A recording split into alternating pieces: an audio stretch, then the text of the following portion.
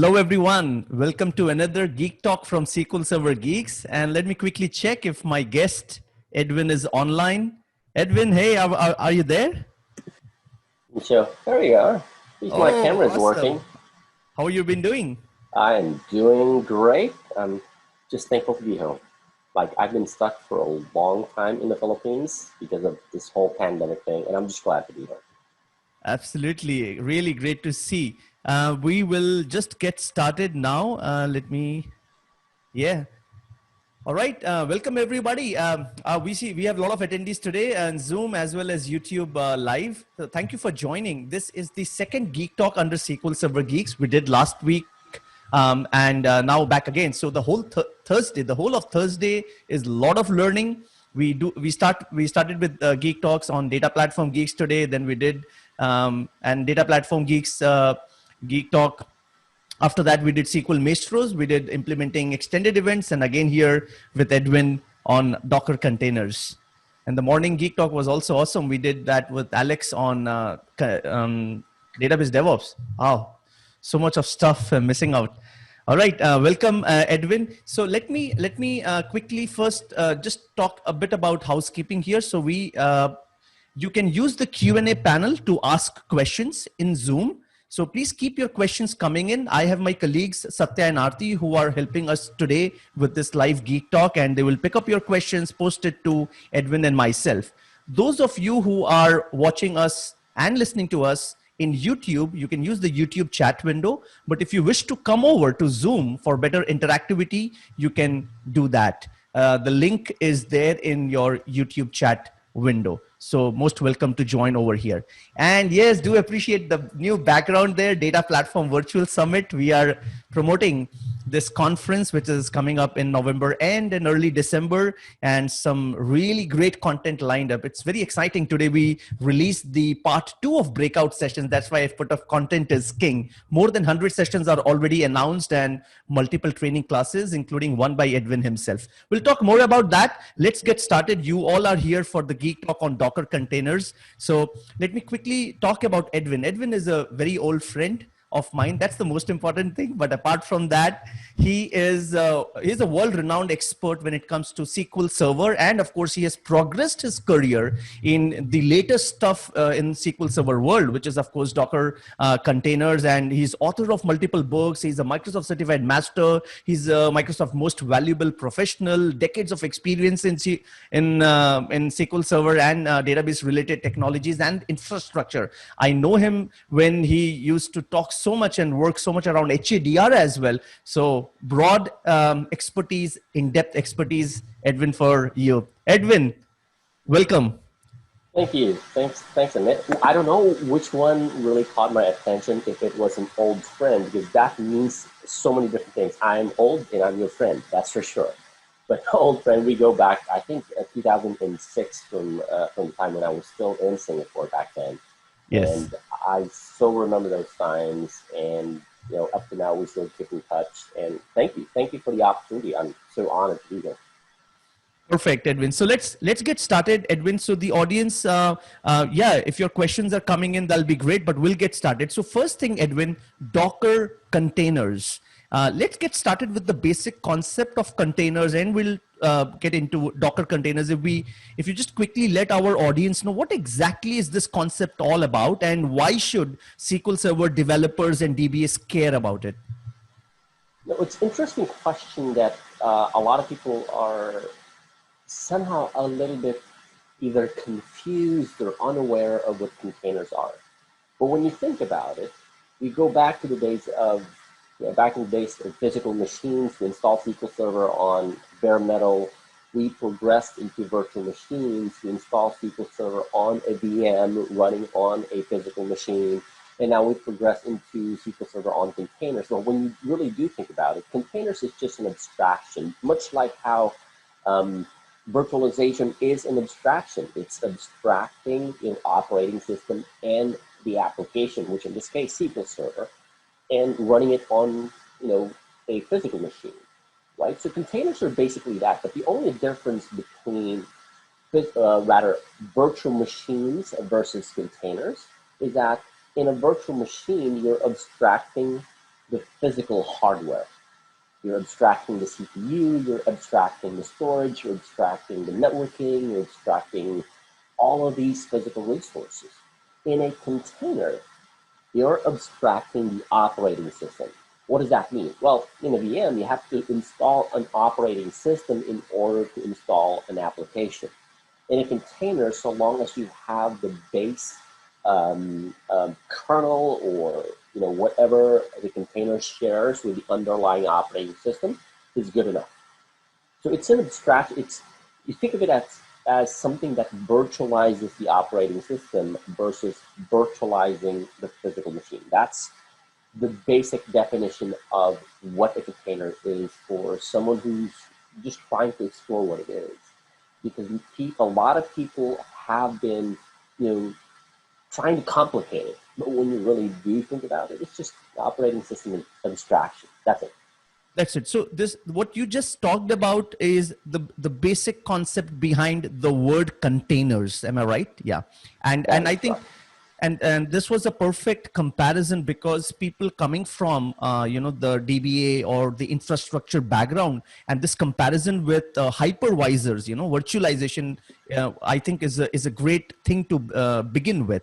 Right. Edwin, carry on, and I think now you will progress to talking about Dockers.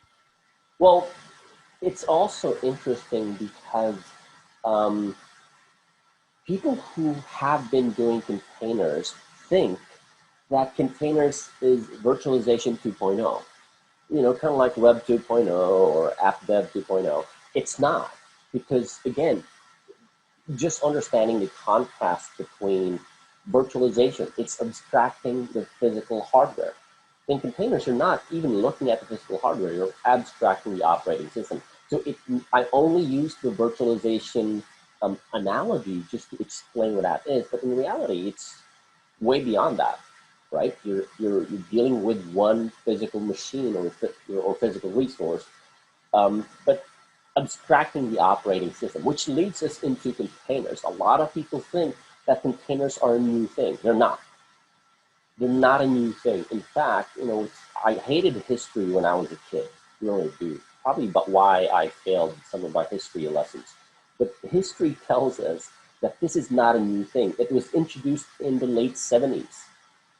That's how old this technology is. It's based on Unix, and that's why most of the container applications that you see nowadays were based off of the Linux kernel. But the idea behind this was, we have a new technology. It's fun, it's cool, it's exciting, but we don't have any use for it. The idea there is to create an isolated space for an app to run within an operating system as if it runs in its own operating system space. That's where the concept behind containers came from. And, between late 70s and up to the late, before 2010, there was no practical application for this, much like, somebody inventing time machine. Maybe back then nobody had practical applications. But the idea behind that was, okay, let's find a good business use case for deploying or even building containers. And that's where Docker containers came in. Because when you think about it, as we move towards the cloud, everything has to run in its own isolated space. If something goes wrong, we don't want that application to impact all of the other applications running on that particular cloud platform. And so the concept is really all about isolation. But in order for you to isolate that specific application, you need to create a platform that allows for it. Hence why Docker containers came about.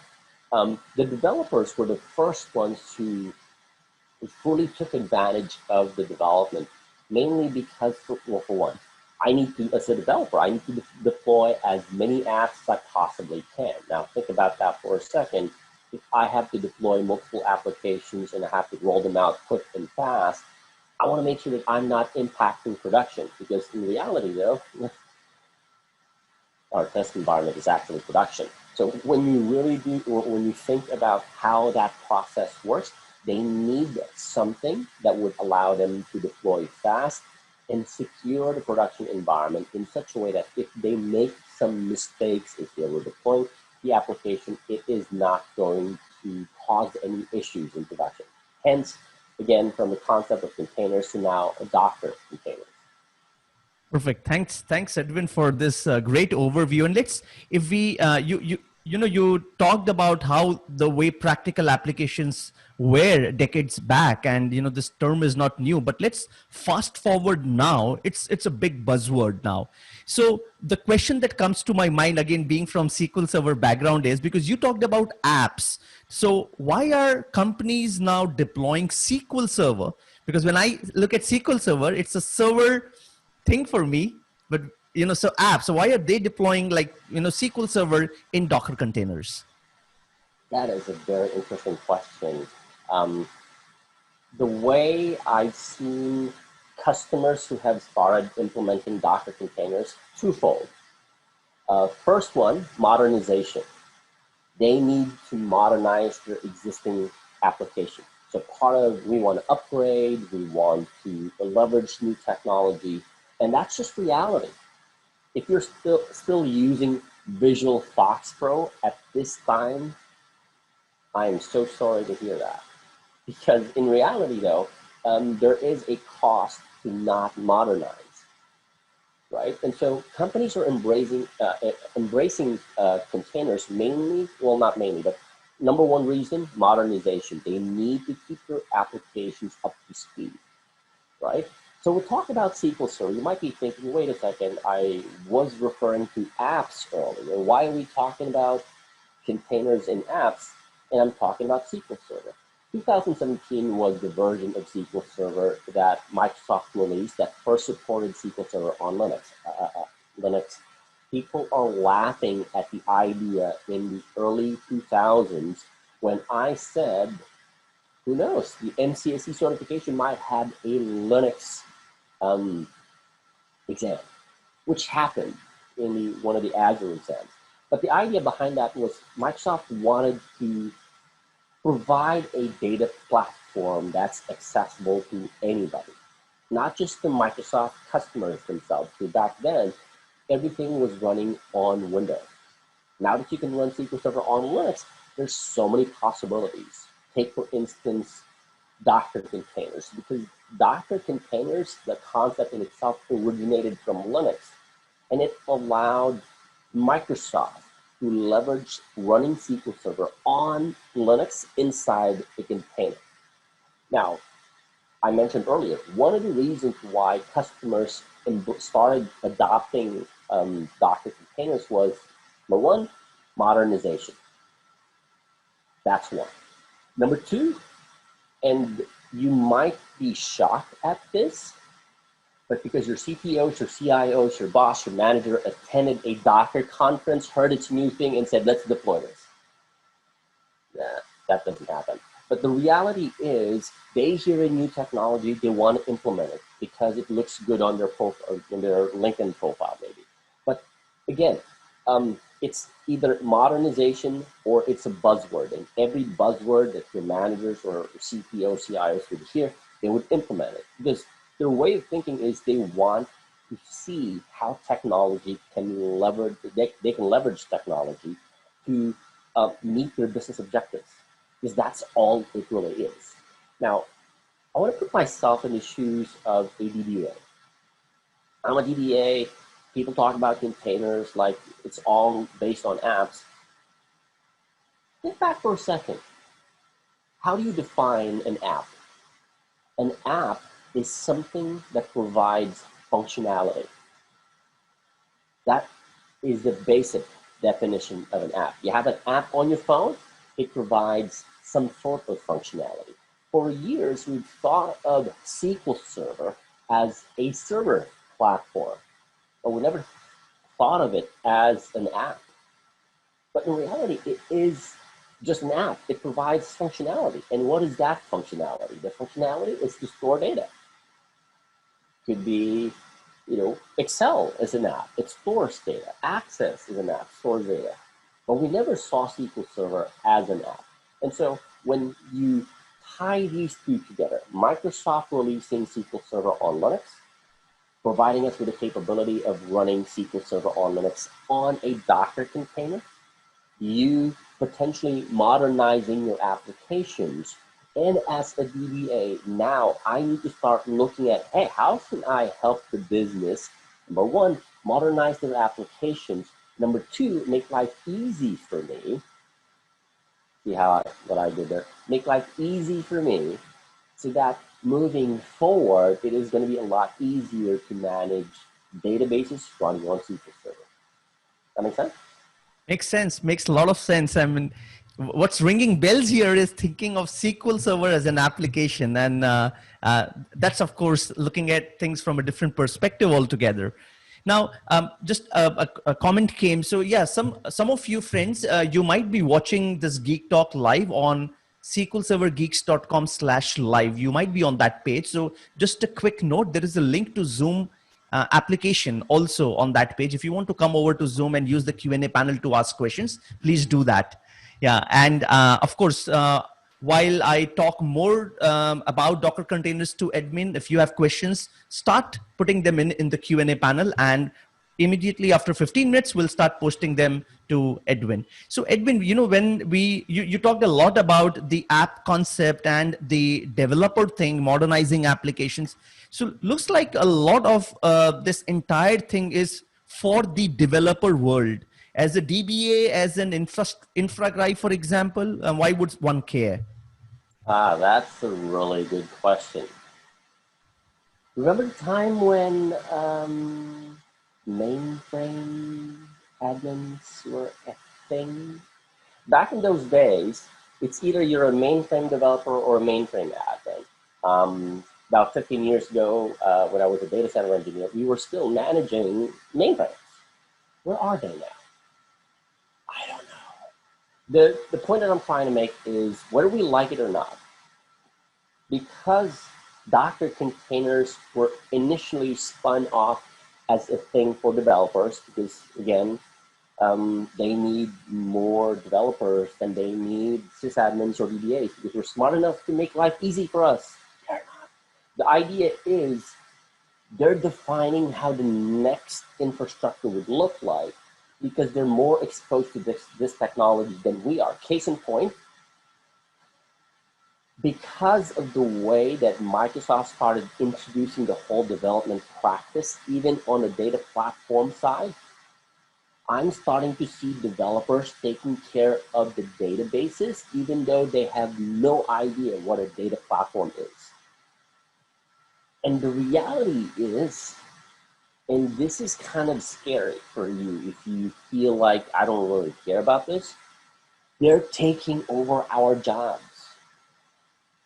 Developers are already taking care of our jobs, whether we like it or not. Why? When you think about, hey, I'll spin up a SQL Server on Linux container, I'll spin up an app, I'll deploy it, I don't need a DBA anymore. And so they think. But from a business point of view, if I'm the manager and I see the developer doing the job of a DBA, next what I'll probably think of, I don't need a DBA anymore. So whether we like it or not, this is going to take over what we are doing. Last year, I was at an open hack event. This is an event that Microsoft hosts worldwide, and I was at an internal open hack event. This is designed for internal Microsoft engineers, CSAs, CSEs. And it's really, really interesting to see the dynamics between developers, sysadmins, architects. And the one thing I realized is that DBAs and sysadmins are way behind what the developers know about application development. Keep in mind, the lifeblood of an organization is never the app, it is the data. They can have the app, but without the data, it's useless. However, we don't even know what the developers are doing now, because here we are sitting in our desk, typing commands in SSMS, managing the, no, that's not the thing anymore. They're already deploying databases on containers, whether it's MySQL or SQL Server, and we don't even know about it. So what do you want? Do you want the developers to take over your job and get your job outsourced to some managed service provider because you're not aware of what's going on? Do you want the developers taking care of the databases even though they don't know anything about relational data or foreign keys or constraints? Or do you want to grab a hold of this opportunity and drive the direction to where your company's heading as far as managing databases on containers are concerned? That is totally up to you. Although history tells us that we no longer see mainframe admins nowadays, so that's totally up to you. Yeah, and when you talk about jobs being outsourced, etc., and I mean those are really good examples, and this is thought provoking. Now, a career related question here, Edwin. If let's say Docker containers are not in my company's roadmap, I'm thinking about, do I need to learn it? I mean, do I need to upgrade myself on that path? That is another great question. I'm starting to think that this is really not a Docker conversation. This is more a career conversation. But to answer that question, remember the time when people were not really open to the idea of virtualizing SQL Server? Right? Yeah, we run it on physical machines because physical machine is better performance-wise, and let's not run that. Lot of debates. Exactly. Guess how many SQL Server databases are running on physical machines nowadays? I would Probably less guess than first. minimal. Probably less than 10%. Yeah. Probably. Even the high transactional databases. I had a customer from 2 years ago bought this very huge Cisco UCS machines, and they installed VMware to run SQL Server. So and that's the only workload they're running in that particular machine. The point that I'm trying to make is, sure, you don't have that roadmap yet. And I'm saying yet, because you'll never know, right? The companies who do not adapt to tomorrow's challenges will end up becoming forgotten tomorrow. Maybe I should tweet that. The companies who don't adapt, this COVID thing is a classic example. Companies who could not adopt quickly are no longer in business, right? And so if you think, hey, company does not have a roadmap, we don't see it there yet, well, what about 5 years from now? What about 10 years from now? The idea behind that is you do not prepare for an opportunity when it's already here. You prepare for an opportunity now so that when it comes, you're the first person to say, I'm ready for that, I'll take on the challenge, right?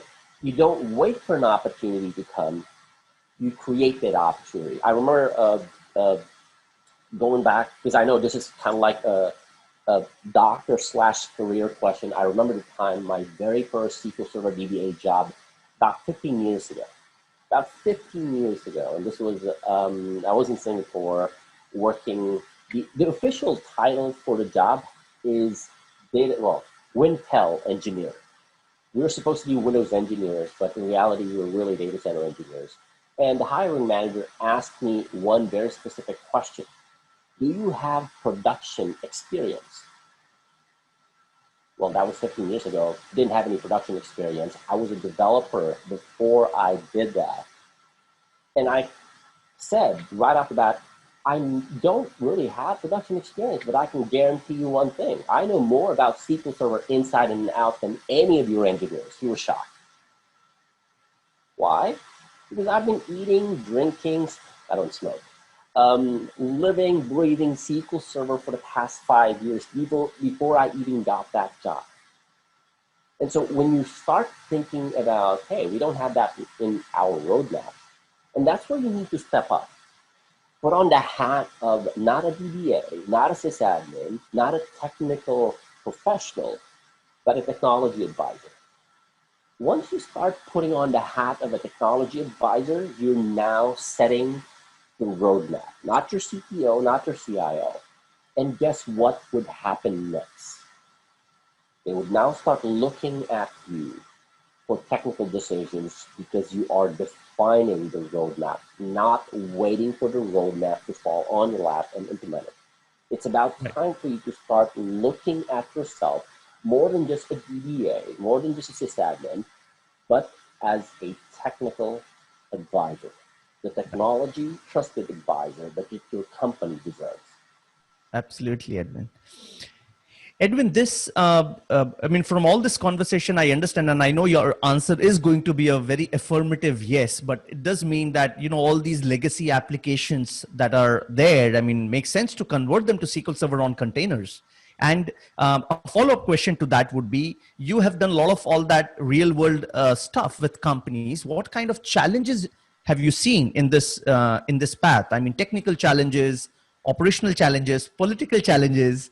I posted the same question to Alex today when we were talking about database DevOps, and he started with a lovely answer, a statement that always comes from customer is, we always do it this way, and the resistance to change. Yeah. So yeah, first part of the question is about the conversion of legacy application, and the second is, from the field, the challenges that you face and how did you overcome them? It's interesting how you threw in the political challenges. First, let's address the question. Um, can we convert all legacy applications to modern applications? That's one, right? Um, I like using the analogy of converting a 1975 Dodge or Chevrolet Camaro into the 2020 version. Is it worth it? Probably not, right? People, especially technical professionals, make that mistake of, let's convert this into modern applications. And this is where you have to set aside your technical background and put yourself in the shoes of your manager or your boss or your CEO. And I know it's a little bit challenging for you because you've never been a CEO or you've never been a CTO, but you think about that for a second. If you were the CIO or the CTO, will it make sense to modernize a very, very, very old application? Probably not. Why? You have to consider the cost and the benefit.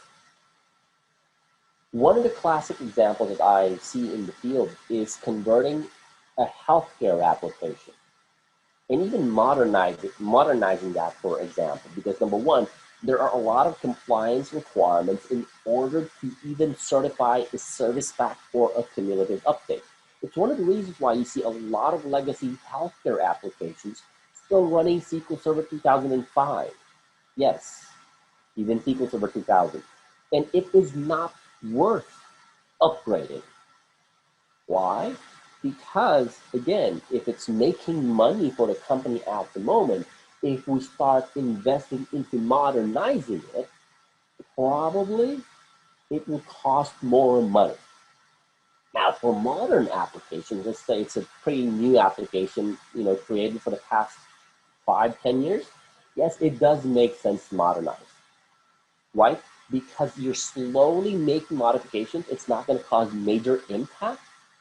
And at the end of the conversion, you could say, hey, this is the benefit versus this is the cost. Trust me when I say this, your CEO, CIO, and CTO does not really care what technology you're using. All they care about is what's the bottom line. How much are we making versus how much are we spending? And if we are below what the accountants tell us, let's not do that. Because again, they're always thinking about the cost and benefit. Overall, it's the profit. What's the profitability? I'll give you one example from a client that I worked with. They were working on a healthcare application, and it was very challenging to upgrade because, well, number one, they have to recertify every single component that they need to make modifications to.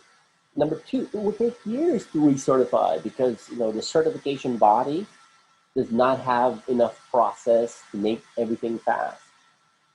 And just like any apps, if you can't change your apps quick enough, it will be a challenge because you just wasted a lot of these time, effort, and resources for nothing, and all just to wait for the certification process to be approved. But for modern applications, it's a little bit easier, right? So that's kind of like the not so grand answer to can we modernize legacy applications? Not all of them. You have to really sit down, even if you hate Excel, start looking at the numbers and make a decision. Is it worth modernizing? Or would it just make sense to create a new application based on all the applications and scrap that altogether? That's one. Number two is to respond to the question, what if, and this is more of a political angle to it, we've always done it this way. This is a very common question that a lot of people statement that a lot of customers will tell you. We've always done it this way. Here's my question for you. How do you respond to that question when somebody say, we've always done it this way? Now, I understand people and customers are in different phases. Somebody might be in a startup phase. Somebody might be in, within their 5 to 10 years in business. Somebody might be in business for 20 plus years. If somebody says, we've always done it this way, you have to understand which stage of the business they're in. Are they in the startup phase? Are they in the middle phase, where between 5 years to 10 years? Or are they more than 10 years? Because the response to that question will always depend on where the business is. Now, if somebody says, we've always done it this way, my response would not always been, but my response would vary. But the most common response I would give is, well, where do you want to go? Because if they don't want to go anywhere, it's not worth it. But if they say, we want to increase the company's profitability, then I will ask the question, well, what did you do for the past 5 years that made you grow your company to X amount of dollars? Now, you might be thinking, what the hell is this guy talking about? Well, DBAs are not supposed to be asking these questions. But here's the thing.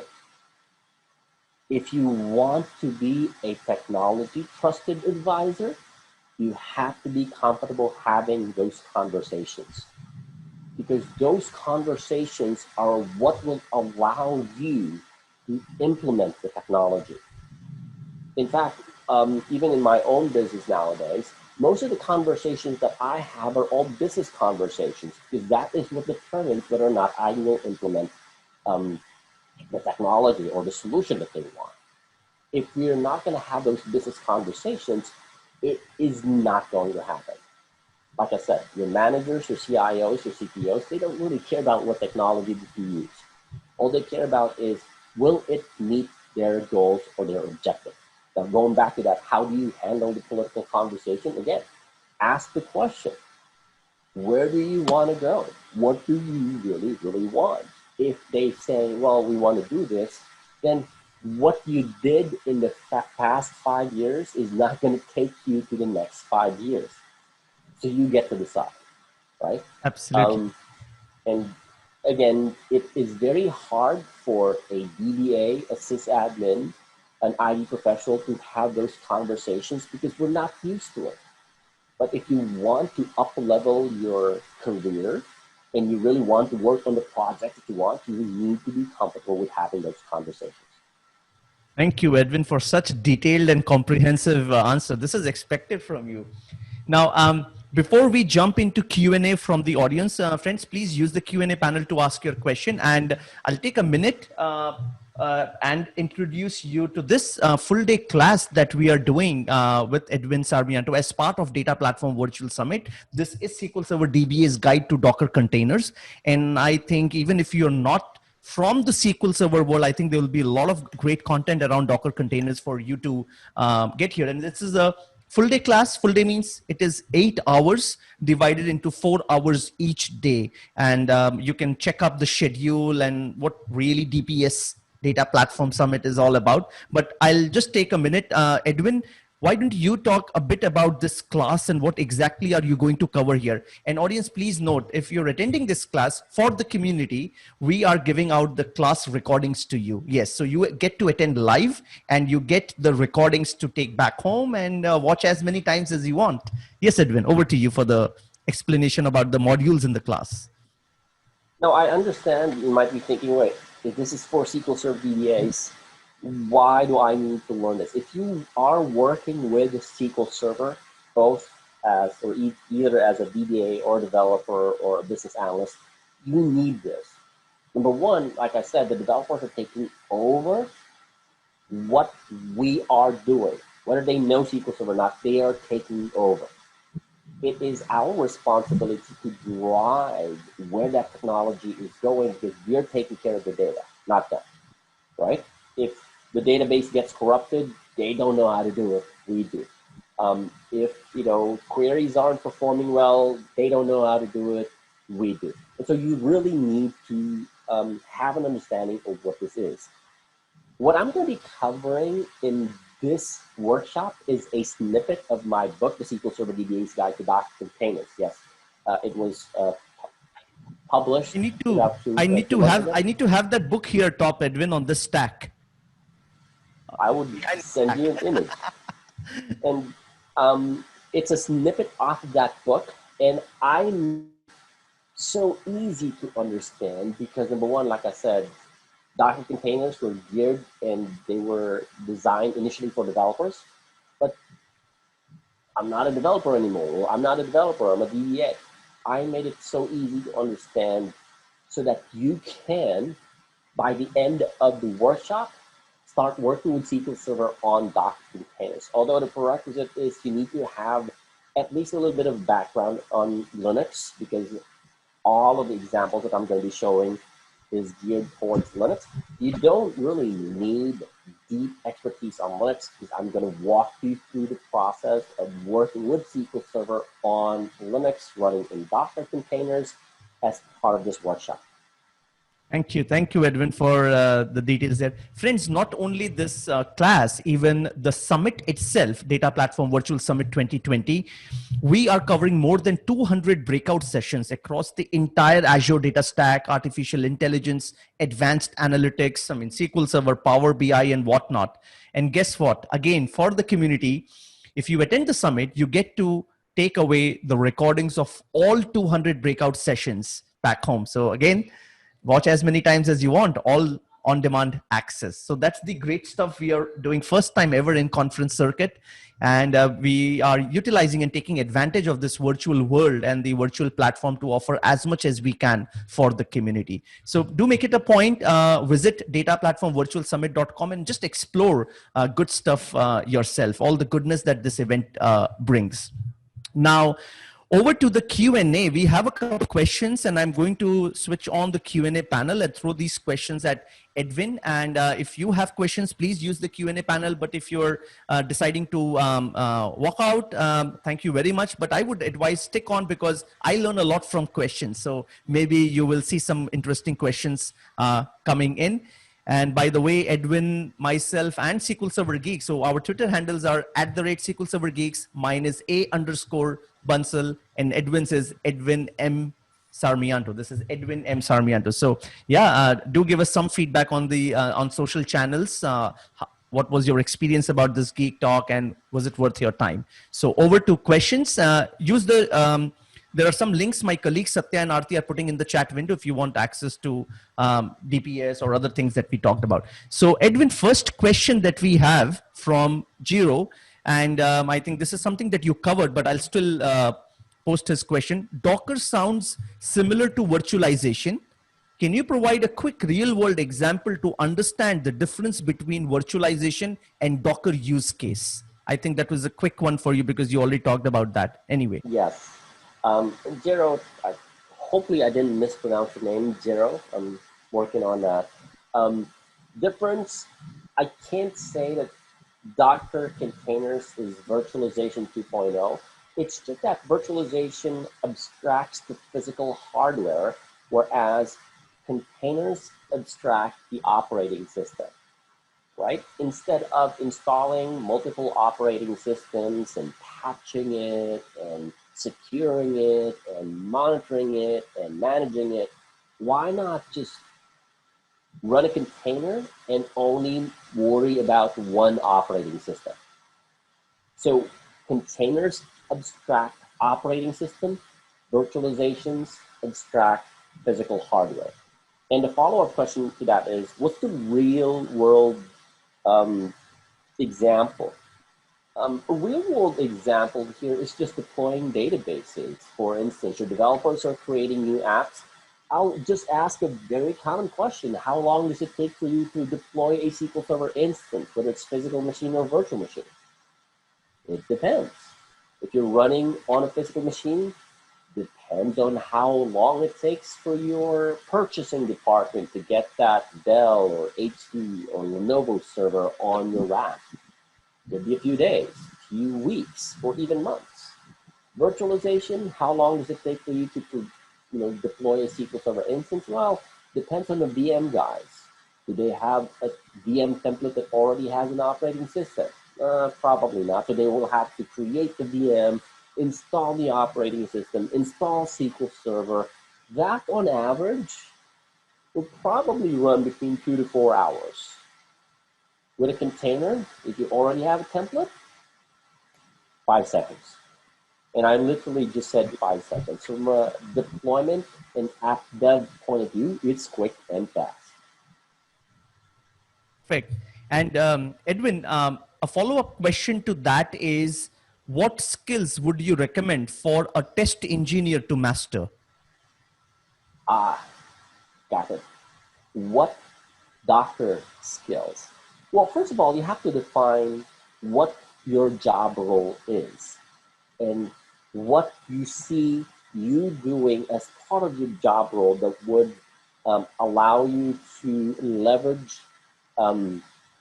Docker and containers as part of your job role. So for instance, if you're a test engineer or you're doing a lot of these testings, continuous integration and continuous deployment is something that you have to learn. And this is not tool-based. This is not you learning about Azure DevOps or the Red Gates tools. It's not about the tools. It's about the mindset. You have to understand the process. Because what you're doing here is you're creating a workflow for you to do application testing, to do deployment all at the same time. And most people mistake that as, yeah, let's use the tools. And then they will jump into using their favorite tools. That is not the key. The real key to this is knowing how to create a process. I'll give you a very, very simple example.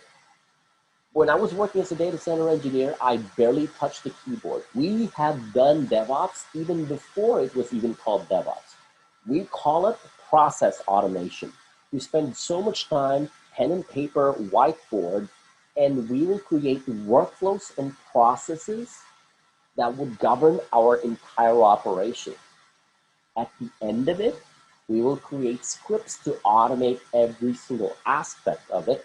That's why we can afford to not kill ourselves working. In fact, we've done VR exercises every 3 months. How many companies out there actually do VR exercises every year? Very few. But we have created a workflow process that we automated that we can afford to do all of these. And imagine 5 engineers managing more than 400 plus servers. This was back in 15 years ago. But the key skill there is really not about the tools. It's about your discipline on how to create workflows, processes, how to optimize them so you can turn it around and automate it. That makes sense? Makes sense. Makes a lot of sense. And in fact, the next question, I love it because we did DevOps thing today morning in the Geek Talk with Alex, and this is a combination of that question. Any specific things to take care of while implementing DevOps when we have SQL on Docker? And friends, this is the last question because we are overshooting time. Yes, Edwin, over to you. Specific things. Number one, be nice. And I know you might be thinking, this guy is crazy. Why does he have... For one, we know for a fact that we don't like developers. I don't like developers. I used to be a developer, which means I didn't like myself back then. But the reality is most of the time we focus so much on the tools, like which tools do we need to use, which technology do we need to implement, without understanding these tools are useless without proper communication. I'll give you an example with a totally different team managing DevOps and SQL Server. The DBAs are aware of what they're doing. The developers are not aware of what they're doing. And then they come up with a project and nobody knows what everybody else is doing. And then they fight. I'll tell you a very simple story that one of my customers had about 3 years ago. Somebody asked me, hey, can you analyze our SQL Server always on available groups? That's still my key area of expertise. And I kind of sense this is really not the problem. And I asked them, I need to meet your team. And they said, no, we can't afford you coming here. I said, I don't care, I'll pay for my own travel. Went on and talked to the team. Their biggest problem, as far as what I saw, was that lack of communication is causing delays in their projects. The sysadmins don't know what the developers are doing. The developers are not aware of what the DBAs are doing. And next thing you know, they're telling me that they're always on available groups is not working fine. No, it's not. It's your team. So if there is something that you really need to take care of, it's number one, being nice. Understand what the developers are doing. Be curious, be aware. Ask questions. Even if you already know, ask questions, because you can learn something from what they do. And trust me, because you're asking questions, you're more than willing to answer. Next thing you know, you understand what they're doing. And because you understand what they're doing, you can now create a really good workflow process to integrate your DevOps practice with deploying SQL Server on containers. And next thing you know, every member of your team will now start working effectively because of the fact that you're being nice. Perfect. Thank you so much, Edwin. Friends, with this, we come to an end of this Geek Talk by SQL Server Geeks. And thank you so much to our guest for today, Edwin Sarmiento. And yes, friends, I'm super excited. Today, we released part 2 of Data Platform Virtual Summit breakout sessions.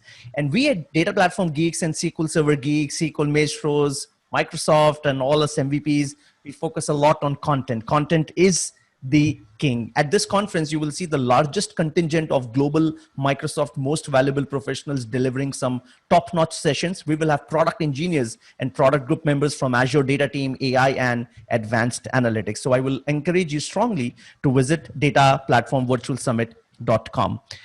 And friends, if you have more questions for Edwin, I'm sure you will have. So no losses here. Visit our forums. We have forums on Facebook, LinkedIn, and there is a forum on Telegram as well. So post questions there. Edwin is part of some of those questions, so he'll pick it up and answer there. If not, I will throw the question back at him remotely, and he will make sure that your questions do get answered. Thank you very much for your time today. And Edwin, any final words before we all leave? Well, for one, take advantage of the opportunity. Data Platform Summit is the largest virtual event today. So make sure you take part of that. It's happening all across, well, it's virtual, so it's definitely happening at the comforts of your own home. Yeah, Edwin, that is a great point that you made. This event is running round the clock, 24, I would not say 24/7, but 72 hours non-stop. So 3 days and 3 nights, it runs continuously without stopping. So we cover all the time zones and all the nations, yeah. And it's interesting when people say, I can't make it to that time, I can't. You don't have an excuse there. Yes, so yes, and sign up for it. And you get all the recordings at no extra cost. That's there. Well, with this, thank you very much. Thank you, Edwin, for your time, and talk to you soon. And friends, yeah, talk to you soon. SQLServerGeeks.com/live. The Geek Talk for next Thursday is already scheduled with Uvi Ricken. That's on SQL performance. So just go and sign up, and I will see you next Thursday. Thank you. Have a good day. Bye. Enjoy.